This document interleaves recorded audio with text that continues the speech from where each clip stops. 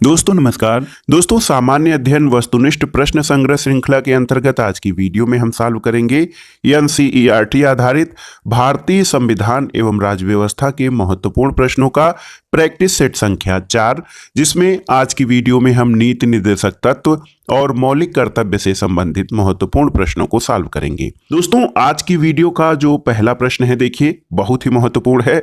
भारतीय संविधान में राज्य के नीति निर्देशक तत्व यानी डायरेक्टिव प्रिंसिपल ऑफ स्टेट। देखिए भारतीय संविधान में राज्य के नीति निर्देशक तत्वों की संकल्पना किस देश के संविधान पर आधारित है? ऑप्शन है आपके ब्रिटेन, आयरलैंड, संयुक्त राज्य अमेरिका और कनाडा। तो सही उत्तर हो जाएगा दोस्तों, आप जानते भी हैं, ऑप्शन बी आयरलैंड। भारतीय संविधान में दोस्तों जो राज्य के नीति निर्देशक तत्व हैं, इनकी संकल्पना आयरलैंड के संविधान से ली गई है। अगला प्रश्न है कि संविधान के अंतर्गत भारतीय लोकतंत्र के आदर्शों को हम कहां देख सकते हैं? भाग 4 में, भाग 1 में, भाग प्रस्तावना में या फिर भाग 3 में? तो सही उत्तर है दोस्तों, भारतीय संविधान के अंतर्गत लोकतंत्र के आदर्शों को हम भाग 4 में देख सकते हैं। ऑप्शन ए आपका सही उत्तर हो जाएगा। दोस्तों भाग 1 में जहां संघ और राज्य क्षेत्र के बारे में उपबंध हैं और भाग 3 में मौलिक अधिकारों से संबंधित प्रावधान दिए गए हैं। प्रस्तावना भारतीय संविधान की उद्देशिका है, जो भारतीय संविधान निर्माताओं के जो है उनके संविधान के बनाने वालों के उद्देश्यों का जो है, उनके मन स्थिति और उद्देश्यों का जो है एक प्रकार से कुंजी है। तो देखा जाए तो भारतीय संविधान में भारतीय लोकतंत्र के आदर्शों को हम राज्य के नीति निर्देशक तत्वों के अंतर्गत भाग 4 में देख सकते हैं। और इन नीति निर्देशक तत्वों को दोस्तों संविधान का आदर्श कहा जाता है। अनुच्छेद 38 राज्य के नीति निर्देशक तत्वों का मूल मंत्र है और इसके अनुसार राज्य ऐसी सामाजिक व्यवस्था की स्थापना करेगा जो सामाजिक, आर्थिक और राजनीतिक न्याय, नागरिक जीवन की सभी संस्थाओं को अनुप्राणित करे। अगला प्रश्न है कल्याणकारी राज्य या वेलफेयर स्टेट का उद्देश्य क्या है? तो सही उत्तर हो जाएगा दोस्तों, कल्याणकारी राज्य वो होता है जो अपने नागरिकों को अधिक से अधिक सुविधाएं प्रदान करता है, या फिर देखिए कि अधिकतम लोगों का अधिकतम कल्याण सुनिश्चित करना कल्याणकारी राज्य का उद्देश्य होता है। यानी सरकार ऐसी नीतियों का निर्माण करे जिससे अधिक से अधिक लोगों का कल्याण या भला सुनिश्चित हो। तो सही उत्तर ऑप्शन ए हो जाएगा आपका। देखिए भारतीय संविधान में कल्याणकारी राज्य के उद्देश्य की पूर्ति के लिए संविधान के भाग 4 में नीति निर्देशक तत्वों को माध्यम बनाया गया है और नीति निर्देशक तत्वों की व्यवस्था भाग 4 में अनुच्छेद 36 से लेकर अनुच्छेद 51 तक किया गया है और इन अनुच्छेदों के माध्यम से अधिकतम लोगों का अधिकतम कल्याण सुनिश्चित करने का प्रयास किया जाता है। और इसमें जो विभिन्न प्रकार के उपबंध किए गए हैं, जैसे समान कार्य के लिए समान वेतन, जिसमें महिला और पुरुषों को समान वेतन, कुटीर उद्योगों को बढ़ावा देना, ग्राम पंचायतों की स्थापना करना, ये सारी ऐसे प्रावधान हैं जिससे अधिकतम लोगों का अधिकतम कल्याण सुनिश्चित किया जा सकता है। अगला प्रश्न है दोस्तों, देखिए निम्नलिखित में से भारत में मौलिक कर्तव्य कौन सा है? ऑप्शन देखिए यहां पर है कि न्यायपालिका से कार्यपालिका का पृथक्करण, हमारी मिली जुली संस्कृति की समृद्ध विरासत को संरक्षित करना, बच्चों के लिए मुक्त और अनिवार्य शिक्षा, या फिर अस्पृश्यता की परंपरा को समाप्त करना। तो सही उत्तर ऑप्शन बी दोस्तों, मौलिक कर्तव्य या फंडामेंटल ड्यूटीज के अंतर्गत शामिल है, जिसमें कहा गया है कि हमारी मिली जुली संस्कृति की समृद्ध विरासत को संरक्षित करना भारतीय नागरिकों का कर्तव्य है। आप व्याख्या भी देख सकते हैं दोस्तों, मौलिक कर्तव्य जो हैं या फंडामेंटल ड्यूटीज, इनका उल्लेख कहाँ किया गया है? तो संविधान के भाग 4 क में किया गया है और अनुच्छेद 51 क च के अनुसार प्रत्येक नागरिक का कर्तव्य है कि वो भारत की सामाजिक संस्कृति यानी कंपोजिट कल्चर और गौरवशाली परंपरा का महत्व समझे और उसे संरक्षित और सुरक्षित करने का प्रयास करे। अगला प्रश्न है दोस्तों, मूल कर्तव्यों का वर्णन संविधान के किस अनुच्छेद में किया गया है? ये बहुत ही महत्वपूर्ण प्रश्न है आपके कि मूल कर्तव्यों का वर्णन जो फंडामेंटल ड्यूटीज हैं, ये संविधान के किस अनुच्छेद में वर्णित हैं? तो सही उत्तर आप जान भी गए होंगे, अनुच्छेद 51 क में दोस्तों मूल कर्तव्यों का उल्लेख किया गया है। लेकिन आपकी जानकारी के लिए बता दें कि मूल कर्तव्यों का समावेश मूल संविधान में नहीं था और सरदार स्वर्ण सिंह समिति की सिफारिशों के आधार पर 42वें संविधान संशोधन अधिनियम 1976 के द्वारा संविधान में एक नया भाग 4 क जोड़ा गया, जिसमें अनुच्छेद 51 क जोड़कर नागरिकों के लिए 10 मूल कर्तव्यों को शामिल किया गया है। लेकिन वर्तमान में भारतीय नागरिकों के 11 मूल कर्तव्य हो गए हैं। 11वां मूल कर्तव्य 86वें संविधान संशोधन अधिनियम 2002 के द्वारा जोड़ा गया और वर्तमान में कुल 11 मूल कर्तव्य हैं। और दोस्तों, भारतीय संविधान में जो मौलिक कर्तव्य हैं, इनको सोवियत संघ यानी रूस के संविधान से ग्रहण किया गया है। अगला प्रश्न है दोस्तों, भारतीय संविधान का कौन सा अनुच्छेद ये निर्धारित करता है कि राज्य के नीति निर्देशक सिद्धांत किसी न्यायालय द्वारा लागू नहीं किए जा सकते हैं? ऑप्शन है आपके अनुच्छेद 31, अनुच्छेद 38, अनुच्छेद 37 या फिर अनुच्छेद 39। तो सही उत्तर ऑप्शन सी हो जाएगा, अनुच्छेद 37। दोस्तों, अनुच्छेद 37 के अनुसार राज्य के नीति निर्देशक तत्व देश के शासन के मूल आधार हैं और विधि बनाने में इन सिद्धांतों का पालन करना राज्य का कर्तव्य होगा। ये प्रावधान न्यायालयों द्वारा अप्रवर्तनीय बनाए गए हैं। इसका मतलब ये है कि न्यायपालिका राज्य को निर्देशक तत्वों के तहत किसी कर्तव्य को निभाने के लिए विवश नहीं कर सकती है और ना ही दोस्तों जो है कि न्यायपालिका निदेशक तत्वों के संबंध में किसी भी व्यक्ति के या किसी निदेशक तत्व की कोई अवहेलना हो रही है राज्य द्वारा या उसको पूरा नहीं किया जा पा रहा है तो उसके विरुद्ध व्यक्ति न्यायालय की शरण नहीं ले सकता है। अगला प्रश्न है दोस्तों, बहुत ही महत्वपूर्ण प्रश्न है। किसने कहा था कि राज्य के नीति निर्देशक तत्व ऐसा चेक है जिसे सुविधानुसार अदा किया जा सकता है? ये बहुत ही महत्वपूर्ण प्रश्न है और बार बार परीक्षाओं में भी पूछा गया है। ऑप्शन है K M Munshi, B R Ambedkar, K T Shah या डॉक्टर राजेंद्र प्रसाद। तो सही उत्तर है के टी शाह, ऑप्शन सी आपका सही उत्तर है। दोस्तों, प्रोफेसर के टी शाह बिहार प्रांत से संविधान सभा के सदस्य चुने गए, जो सलाहकार समिति और मौलिक अधिकार उप समिति के सदस्य भी थे।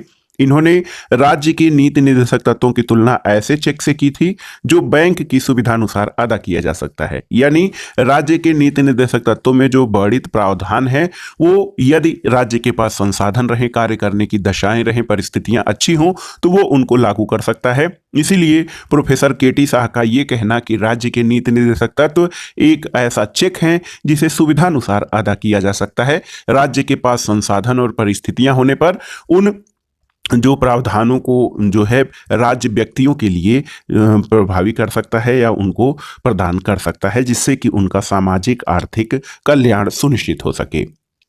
अगला प्रश्न है दोस्तों, समान नागरिक संहिता किस राज्य में लागू होता है? ऑप्शन है जम्मू कश्मीर, नागालैंड, गोवा या मिजोरम। तो सही उत्तर है गोवा। ये प्रश्न भी महत्वपूर्ण है। यूनिफॉर्म सिविल कोड या यूसीसी, इसके अंतर्गत सिविल मामले जैसे विवाह, तलाक, उत्तराधिकार आदि के संबंध में सभी धर्मों के लिए समान कानून लागू होता है। भारत के गोवा राज्य में समान नागरिक संहिता लागू है।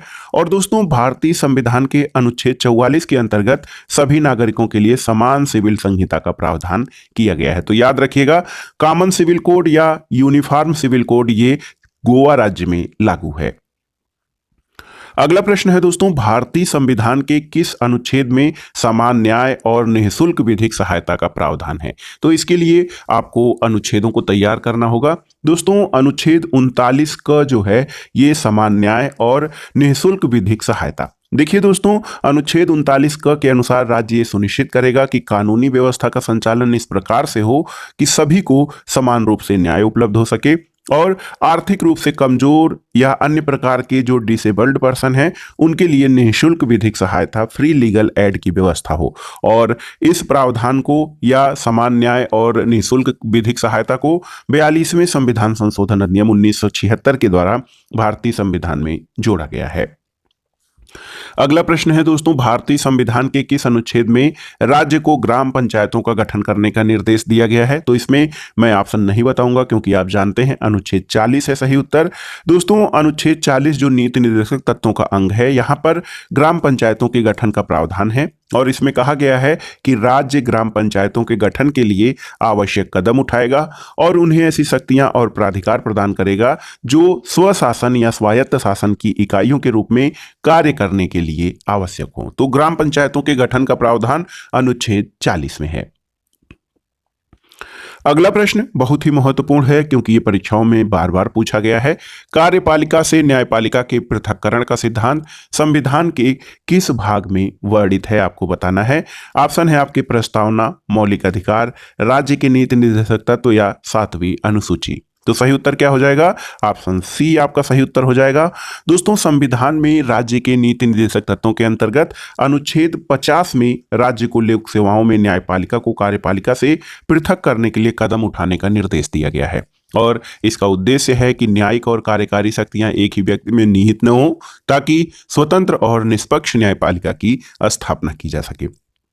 तो देखिए, कार्यपालिका का न्यायपालिका से पृथक्करण राज्य के नीति निर्देशक तत्वों के अंतर्गत अनुच्छेद 50 में प्रावधानित है। तो सही उत्तर कार्यपालिका और न्यायपालिका से पृथक्करण राज्य के नीति निर्देशक तत्वों के अंतर्गत अनुच्छेद 50 में वर्णित है। अगला प्रश्न है दोस्तों, देखिए, नीति निर्देशक सिद्धांतों में कौन सा सिद्धांत गांधीवादी विचारधारा पर आधारित नहीं है? देखिए, यहां पर ऑप्शन देख लीजिए। ग्राम पंचायतों का संगठन, 14 वर्ष के सभी बच्चों के लिए अनिवार्य और निःशुल्क शिक्षा, औषधि उपयोग के अतिरिक्त सभी नशीले पदार्थों के सेवन पर प्रतिबंध और कमजोर तथा पिछड़े वर्गों के विकास के लिए कार्य करना। तो ग्राम पंचायतों का गठन, औषधि उपयोग के अतिरिक्त सभी नशीले पदार्थों के सेवन पर प्रतिबंध और कमजोर और पिछड़े वर्गों के विकास के लिए कार्य करना, ये गांधीवादी विचारधारा है। जबकि यहां पर देखिए, 14 वर्ष से कम बच्चों के लिए अनिवार्य और निःशुल्क शिक्षा, ये गांधीवादी विचारधारा पर आधारित नहीं है।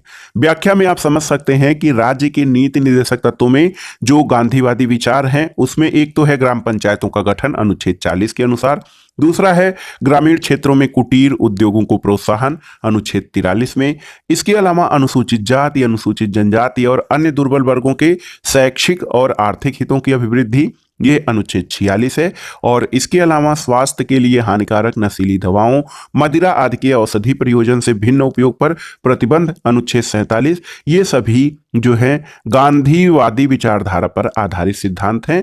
जबकि जो ऑप्शन बी है वो गांधीवादी विचारधारा पर आधारित नहीं है। अगला प्रश्न है दोस्तों, देखिए, बहुत ही महत्वपूर्ण है। निम्नलिखित नीति निर्देशक सिद्धांतों में कौन सा सिद्धांत उदारवादी विचारधारा पर आधारित नहीं है? न्यायपालिका तथा कार्यपालिका का पृथक्करण, समस्त देश के लिए एक समान सिविल संहिता, कलात्मक और ऐतिहासिक महत्व के स्मारकों का संरक्षण, या उपरोक्त में से कोई गलत नहीं है? तो सही उत्तर है दोस्तों, उपरोक्त में से कोई गलत नहीं है, क्योंकि राज्य के नीति निर्देशक तत्वों में उदारवादी सिद्धांतों के अंतर्गत जो है न्यायपालिका कार्यपालिका से पृथक होनी चाहिए, सभी नागरिकों के लिए एक समान सिविल संहिता लागू होनी चाहिए, और कलात्मक और ऐतिहासिक महत्व के स्मारकों का संरक्षण, ये सभी उदारवादी विचारधारा पर आधारित हैं। अगला प्रश्न है दोस्तों, बहुत ही महत्वपूर्ण प्रश्न है। आप देख सकते हैं कि निम्नलिखित नीति निर्देशक सिद्धांतों में कौन सा सिद्धांत समाजवादी विचारधारा का प्रतीक है? ऑप्शन देखिए, सभी को जीवन निर्वाह के उपयुक्त साधन प्रदान करना, ये तो है ही है। संपत्ति और उत्पादन के साधनों का कुछ लोगों में संकेंद्रण को रोकना और उनका न्याय संगत वितरण सुनिश्चित करना, ये भी आपका सही है।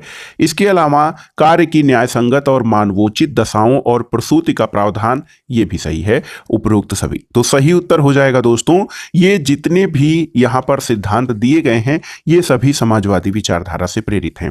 समाजवाद का मूल सिद्धांत ये है कि उत्पादन के साधनों पर दोस्तों समाज का स्वामित्व होना चाहिए और इसका संकेंद्रण यानी उत्पादन के साधन, पूंजी इत्यादि का जो संकेंद्रण है कुछ व्यक्तियों में नहीं बल्कि समाज के संपूर्ण लोगों में होना चाहिए। देखिए, समाजवादी सिद्धांत का लक्ष्य क्या है? ये सामाजिक और आर्थिक कल्याण की स्थापना करना, ये लोक कल्याणकारी राज्य की स्थापना का मार्ग भी प्रशस्त करते हैं और राज्य के नीति निर्देशक तत्वों में इसका उल्लेख किया गया है। जैसे दोस्तों आप देख सकते हैं कि असमानताओं को कम करना, राज्य द्वारा समुदाय के भौतिक संसाधनों का अनुचित स्वामित्व पर नियंत्रण करना, पुरुष और स्त्रियों दोनों के लिए समान कार्य के लिए समान वेतन देना, निःशुल्क विधिक सहायता और कार्य की न्यायसंगत और मानवोचित दशाएं, प्रसूति सहायता, ये सारे समाजवादी विचारधारा को ही व्यक्त करते हैं। तो एक तरह से कहा भी जाता है कि जो हमारा नीति निर्देशक तत्वों का अध्याय है या जो भाग है वो सामाजिक और आर्थिक कल्याण को सुनिश्चित करने में महत्वपूर्ण है। अगला प्रश्न है दोस्तों, मौलिक कर्तव्यों का समुच्चय सदैव अंग होता है किसका? एकात्मक संविधान का, लोकतांत्रिक संविधान का, समाजवादी संविधान का, या फिर संघीय संविधान का? तो सही उत्तर है मौलिक कर्तव्य दोस्तों, ये समाजवादी संविधान का महत्वपूर्ण अंग होता है। समाजवादी देश या सोशलिज्म आधारित देश जो है अपने नागरिकों के मूल अधिकार और मौलिक कर्तव्यों के समान महत्व देते हैं, लेकिन इसके विपरीत मौलिक कर्तव्यों को प्रमुख लोकतांत्रिक देशों जैसे अमेरिका, कनाडा, जर्मनी, फ्रांस आदि के संविधान में परिभाषित नहीं किया गया है। लोकतांत्रिक देशों में केवल जापान के संविधान में नागरिकों के मौलिक कर्तव्यों का समावेश किया गया है। फिर भी समाजवादी संविधान जो होते हैं वो मौलिक कर्तव्यों को बहुत ही महत्वपूर्ण स्थान देते हैं अपने संविधान में। अगला प्रश्न है दोस्तों, देखिए बहुत ही महत्वपूर्ण प्रश्न है। आप देख सकते हैं कि ये प्रश्न इस तरह से हैं। देखिए दोस्तों, ये प्रश्न है कि भारत के प्रत्येक नागरिक का यह कर्तव्य होगा कि वह प्राकृतिक पर्यावरण का संरक्षण और सुधार करे। ये कथन भारतीय संविधान के किस अनुच्छेद में दिया गया है? ऑप्शन है अनुच्छेद 48 क, 51 क, 56 या 21। तो सही उत्तर अनुच्छेद 48 क। 48 का जो अनुच्छेद है वो एक तरह से देखा जाए तो पर्यावरण संरक्षण के लिए जो है कानूनी प्रावधान, संवैधानिक प्रावधान करता है। इसमें यह कहा गया है कि प्रत्येक नागरिक या राज्य पर्यावरण संरक्षण और संवर्धन तथा वन और वन्य जीवों की रक्षा करने का प्रयास करेगा, और इसमें 42वें संविधान संशोधन द्वारा इसे जोड़ा गया है। तो एक प्रकार से पर्यावरण संरक्षण को राज्य का प्रमुख जो है दायित्व माना गया है कि पर्यावरण संरक्षण और प्राकृतिक पर्यावरण के संरक्षण और सुधार में राज्य को महत्वपूर्ण भूमिका निभानी चाहिए। अगला प्रश्न है दोस्तों, निम्नलिखित में से कौन सा एक विषय वह है जिसे संविधान में भारतीय नागरिकों के मूल कर्तव्यों की सूची में शामिल किया गया है? ऑप्शन है धर्मनिरपेक्षता का व्यवहार करना, वैज्ञानिक स्वभाव, मानववाद और ज्ञानार्जन तथा सुधार आदि की भावना विकसित करना, सरकार को सभी करों का नियमित और सही ढंग से भुगतान करना, और अपने कर्तव्यों का निष्पादन कर रहे या करने के दौरान किसी लोक सेवक पर आक्रमण न करना। इसमें कौन सा संविधान में भारतीय नागरिकों के मूल कर्तव्यों की सूची में शामिल किया गया है? तो सही है ऑप्शन बी। दोस्तों, वैज्ञानिक स्वभाव, मानववाद और ज्ञानार्जन तथा सुधारार्थ की भावना विकसित करना, ये भारतीय संविधान के अनुच्छेद 51 क ज में ये कहा गया है, और इसमें प्रत्येक नागरिक से ये अपेक्षा की गई है कि वो वैज्ञानिक स्वभाव, मानववाद और ज्ञानार्जन तथा सुधार आदि की भावना विकसित करने का जो है कर्तव्य या कार्य करेगा। अगला प्रश्न बहुत ही महत्वपूर्ण है। आप देख सकते हैं कि भारतीय संविधान का अनुच्छेद 41 जो है 41, ये किससे संबंधित है आपको बताना है। केंद्र सरकार, राज्य के नीति निर्देशक सिद्धांत, राज्य सरकार या भारतीय नागरिकों के मौलिक अधिकार। तो देखिए, भारतीय संविधान का अनुच्छेद 41 आप जानते हैं कि राज्य के नीति निर्देशक तत्वों से संबंधित है। ऑप्शन बी आपका सही उत्तर हो जाएगा, क्योंकि अनुच्छेद 41 में राज्य अपने आर्थिक संसाधनों के अनुसार विकास की सीमाओं के अंदर ये प्रयास करेगा दोस्तों कि सभी नागरिक अपनी योग्यता के अनुसार रोजगार और शिक्षा प्राप्त कर सकें, और बेकारी तथा बुढ़ापा, बीमारी और असमर्थता आदि दशाओं में सार्वजनिक सहायता प्राप्त कर सकें।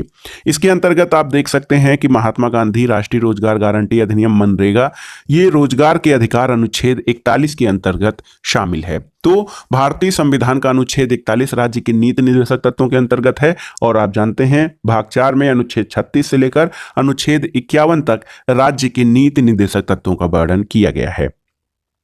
अगला प्रश्न है, और इस प्रैक्टिस सेट का आखिरी प्रश्न है दोस्तों, भारतीय संविधान के अनुच्छेद 43 क में वर्णित उद्योगों के प्रबंधन में श्रमिकों की भागीदारी किससे संबंधित है? देखिए, राज्य सरकार, केंद्र सरकार, राज्य के नीति निर्देशक सिद्धांत या भारतीय नागरिकों के मौलिक अधिकार। तो सही उत्तर क्या है दोस्तों? सही उत्तर ऑप्शन सी हो जाएगा।